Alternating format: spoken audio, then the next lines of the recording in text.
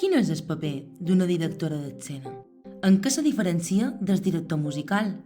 Hi ha formació específica en aquest àmbit?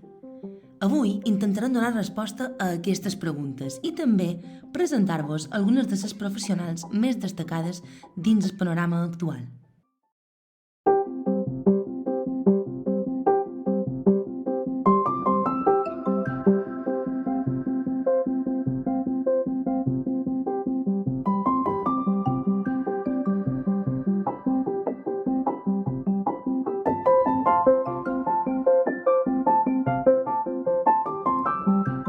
Benvinguts, benvingudes a Sala 3, el podcast del Teatre Principal de Palma.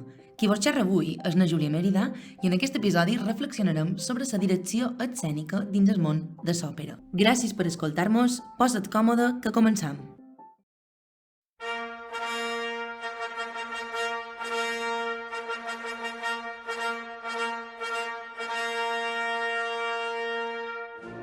L'òpera és tal vegada una de les manifestacions musicals tradicionals que més personal implica.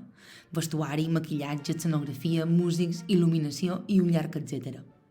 Una de les característiques principals que la diferencien d'altres gèneres tradicionals és la posada en escena, la teatralitat. No només escoltam una òpera, sinó que, en la mesura en què podem, també l'anem a veure. Així, la coordinació entre els diferents professionals és essencial per garantir l'èxit d'una producció. I és precisament en aquest punt on entra en joc la figura del director o directora d'escena. Stage director en anglès i regista en italià són les persones encarregades de sincronitzar les diferents tasques organitzatives que implica l'estrena d'una òpera. A més, encarregar-se de la direcció escènica significa idear el discurs dramàtic de l'obra, pensar en una estètica concreta i traslladar-la a l'escenari.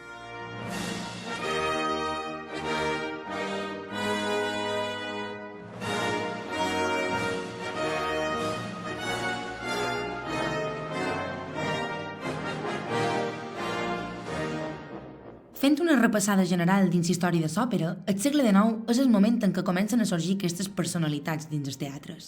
En concret, una de les figures promotores de certs canvis en la idea d'òpera no podia ser altra que l'estimat i odiat a parts iguals Richard Wagner. Seguint la seva idea de drama total i de la mà de l'escenògraf Adolf Appia, Wagner va ser un dels primers compositors a donar la rellevància que mereix la direcció escènica d'una òpera. És ben sonada la primera vegada que va decidir apagar els llums en el Teatre Real de Madrid durant la representació de la tetralogia de l'Anell, deixant la sala a obscures i il·luminant només l'escenari. Per entendre la novetat de tot això i els canvis en costums socials que va implicar, hem de tenir en compte que l'òpera neix com a gènere cortesà que després la burgesa i que una de les seves funcions principals era promoure la vida social. Deixar-se veure a l'òpera amb tal o qual acompanyant o lluint aquell o l'altre vestit era tota una estratègia. És per això que apagar els llums i donar tota la importància a allò que passa en escena va provocar moltes crítiques sobre la impossibilitat de mostrar els vestits i l'elegància de les senyores.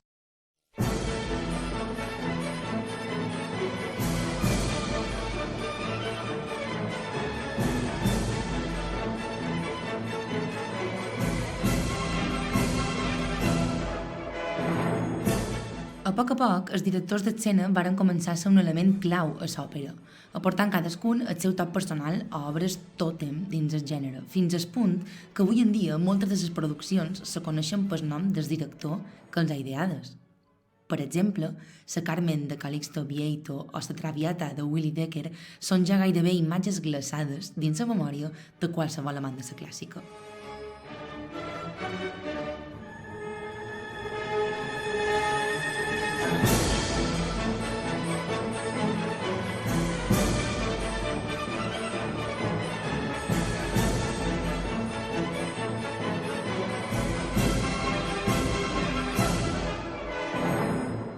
La novetat que ambdues representacions varen aportar en el seu moment dins el panorama internacional va suposar una actualització d'aquelles òperes escrites més de 100 anys abans. De fet, un dels reptes actuals per qualsevol director o directora d'escena és com acostar en el públic del segle XXI obres tan aparentment llunyanes. I dic aparentment ben aposta, perquè, tot i l'avanç tecnològic i el transcurs dels esdeveniments històrics, les temàtiques i conflictes que sorgeixen no són tan diferents. Un bon exemple és com per octubre del 2017 la producció de Carmen de Vieito, ambientada en els anys 70 i plena de simbologia militar, legionària i espanyola, va ser censurada a Madrid per usos ofensius de la bandera. De fet, aquesta Carmen va ser una de les darreres òperes representades en el Principal abans de l'esclat de la pandèmia.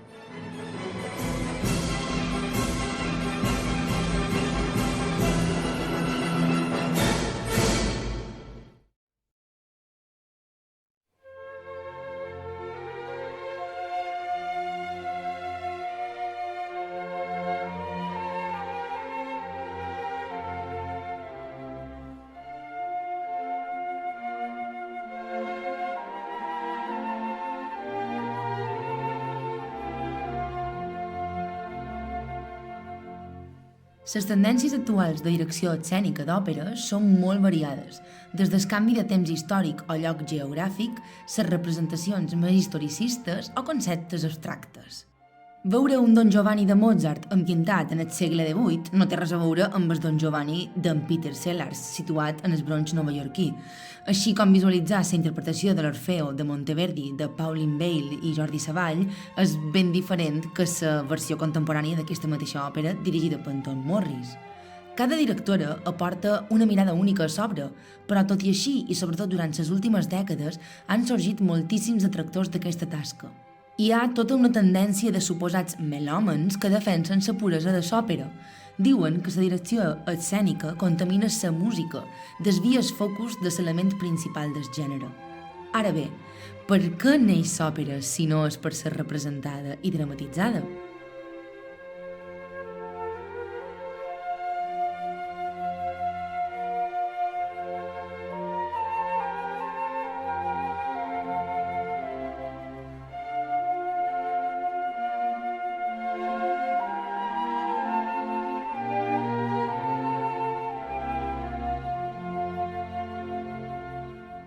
Si una cosa està clara és que produir una òpera és una labor molt costosa, no només per tot el personal que hi fa feina, sinó també econòmicament.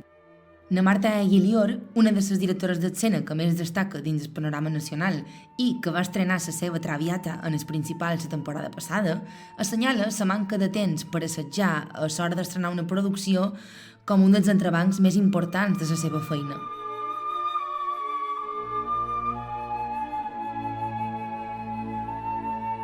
Així com en teatre se poden arribar a gaudir de mesos d'assajos, en òpera el temps real de pràctica conjunta no arriba en general gairebé les 3 setmanes. De fet, la majoria de directors i directores d'escena combinen o han combinat en algun moment de la seva carrera la disciplina operística i teatral. Ara bé, una de les principals diferències entre dirigir l'escena d'una òpera i la d'una obra de teatre és fins on arriba la capacitat de decisió de qui la dirigeix. És a dir, en teatre, la directora pot marcar com vol que sigui la dicció o el to de veu d'un determinat personatge. En canvi, en òpera, els directors d'escena tenen un límit molt clar. No poden interferir en cap element musical, tasca que correspon únicament en el director musical. És per això que Aguilior comenta que les millors produccions són aquelles en què pots asseure't a dissenyar el concepte general de l'òpera amb tot l'equip, cantants, il·luminadors, director musical, dissenyadora, etc.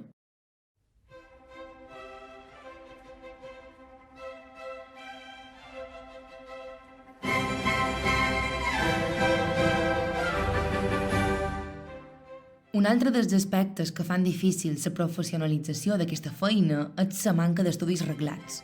A territori espanyol no existeix cap formació específica en direcció escènica operística i a Europa i Amèrica són ben poques les ciutats que l'ofereixen.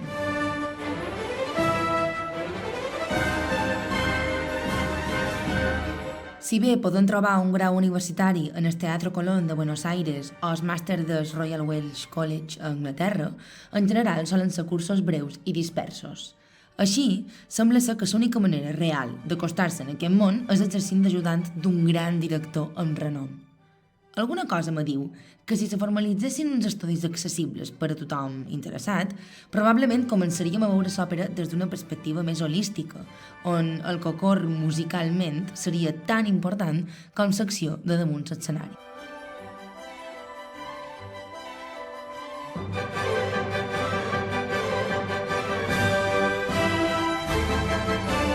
Tanmateix, si una cosa és certa és que la desigualtat entre directors i directores d'escena és encara abismal quant a oportunitats laborals, credibilitat i permanència en les programacions dels teatres. Acompanyeu-me en aquesta història de terror.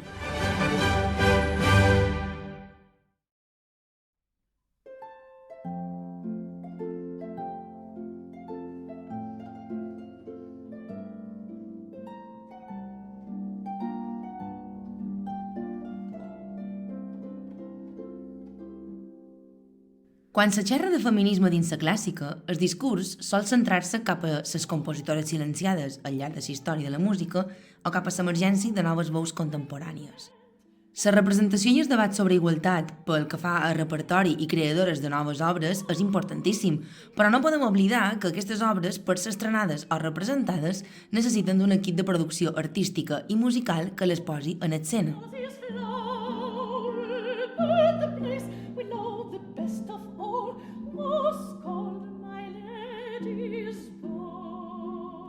Què vull dir amb això? Que programar dones compositores és importantíssim, però si després tot això no se tradueix en la creació de llocs de feina estables que garanteixin la igualtat salarial i la possibilitat de conciliació amb la vida personal, tot el feminisme que predicam perd gran part del sentit. Volem compositores, sí, però també directores d'escena, il·luminadores, llibretistes, gestores i un llarg etcètera. L'any passat, 3 investigadores australianes varen presentar la seva darrera recerca sobre la desigualtat de gènere entre càrrecs creatius dins el context operístic britànic. Aquest estudi clarifica molt bé algunes de les problemàtiques actuals i dona llum a certes qüestions que personalment m'inquieten. Per començar, com és que les produccions dirigides per dones sempre hi ha un equip més igualitari? Les estadístiques mostren que un 75% d'òperes en directors d'escena gairebé no tenen dones que hi facin feina.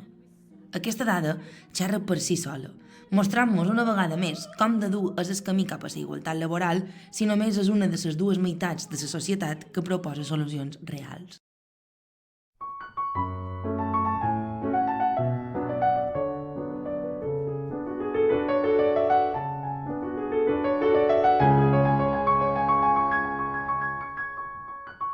Que hi ha manco dones contractades és un fet prou desmoralitzant, però encara més greu és si mos fixam en que quan per fi se mos contracta és tan sols per una producció concreta sense gaires expectatives de repetir-la. Un dels motius centrals d'aquesta manca de recorregut és l'associació de les dones a un repertori contemporani. Si bé és cert que moltes directores decideixen elles mateixes produir obra nova, en general, quan són els teatres d'òpera que fan s'encàrrec a una lota, solen proposar repertori més arriscat, punyent i contemporani. Programar obres que rompin estereotips, que tractin temes d'actualitat i que suposin una ruptura amb el que entenem com a òpera tradicional, està bé, està perfecte, genial i meravellós. Ara bé, aquest repertori sol tenir poca projecció, ja que les obres canòniques amb directors d'escena tenen sempre més pes dins les programacions. Vull dir, cada certes temporades a qualsevol gran teatre d'òpera hi ha una Tosca, un Don Giovanni, un Tristany o una Traviata. En canvi, propostes com As One de na Laura Kaminski, la primera peça lírica amb un protagonista trans, amb estrena a Madrid el 2020 i direcció escènica de na Marta Aguilior, no s'ha tornat a programar des de llavors.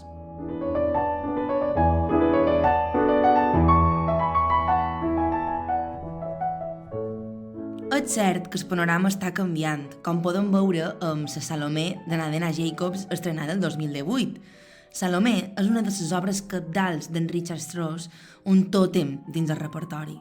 Composta el 1905, és un dels millors exemples de com les narratives masculines han presentat una realitat femenina desvirtuada. La història de l'òpera és també la història de com els homes han explicat durant segles com estimam i desitjam les dones.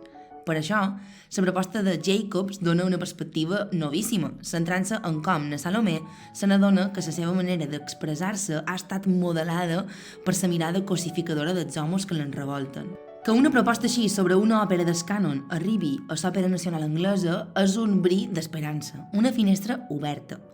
Tanmateix, també és important no perdre de vista produccions més tradicionals igualment dirigides per dones, com són La Tosca de na Núria Espert o El ballo in maschera de na Marina Bianchi, representada en el principal fa un parell de setmanes.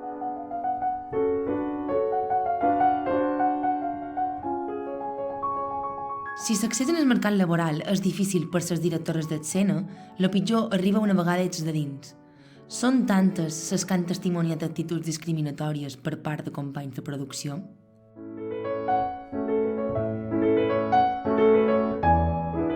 La mateixa Cristina Scheppelmann, directora artística del Liceu de Barcelona del 2014 al 2018 i una de les professionals amb més reputació dins el gremi, afirma que encara ara rep constants comentaris condescendents i paternalistes per part dels homes, que encara se sent tractada com un infant, malgrat tenir tota una carrera professional que l'avala.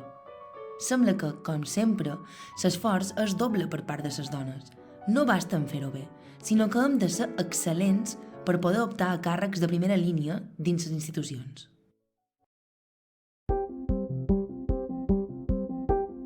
Arribam en el final de l'episodi no sense abans demanar-nos quina és la solució a tot aquest bollit. Segons el que hem vist, si una cosa és clara, és la necessitat de canviar la perspectiva a l'hora de fer una producció operística, fomentant la feina conjunta entre la part musical i la part escènica de l'obra. A més, és essencial brindar l'oportunitat de dirigir obres de repertori a veus emergents que ens ofereixin una perspectiva més igualitària. De la mateixa manera, si volem, entre cometes, crear un repertori canònic contemporani, és necessari repetir produccions, programar més d'una vegada les òperes contemporànies. La riquesa que aporta en el món operístic la direcció escènica és inconmensurable. Cada mirada és un món i cada món una obra nova. Mos hem deixat noms indispensables dins l'univers escènic, com ara n'Emilio Saggi, na Marta Pazos, na Deborah Warner o en Joan Matabosch. Igualment, vull aprofitar per reivindicar la clàssica, i en concret l'òpera, com una disciplina que també canvia, també s'adapta i s'enriqueix, que esdevé un espai on tornar a aprendre i alhora abraçar el pas del temps. Fins aquí aquest episodi de Sala 3. Vos recordam que mos podeu escoltar i seguir a les plataformes d'escolta habituals com Spotify, Apple Podcast i qualsevol dels altres agregadors disponibles. Sala 3 és un programa impulsat pel Teatre Principal de Palma. La sintonia és d'en Pere Campaner i qui vos ha parlat, na Júlia Mèrida. Gràcies per ser a l'altre costat i fem prest.